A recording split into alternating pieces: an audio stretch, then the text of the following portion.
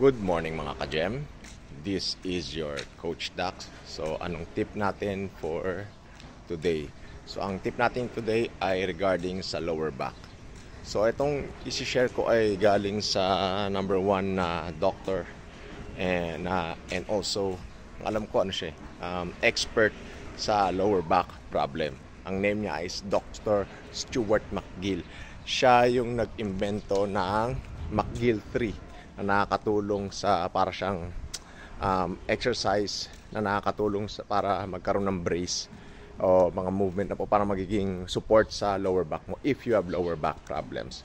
So ayun, ang tips natin today ngayon ay if you have na parang mga light lower back problems lang, mga ganun, galing sa pagtulog o ano man, itong tip ko na sabihin ngayon ay makakatulong sa inyo.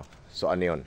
So every morning, according to Dr. Stuart McGill, pag galing ka sa mahabang, syempre pag natulog ka, matagal ka nakahiga, maganda sa lower back ang 20 minutes walk.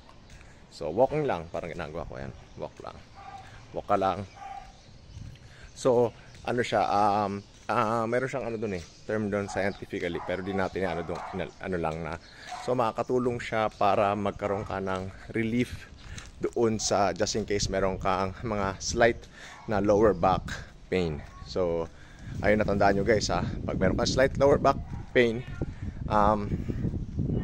makakatulong ang 20 minutes walk pagkagising mo sa umaga, kagaya ng ginagawa ko. Okay? So syempre, hindi na rin tayo kabataan. So again, ito yung tips ko for today. So please like, subscribe, and support. Again, this is your Kuya Dax. God bless po.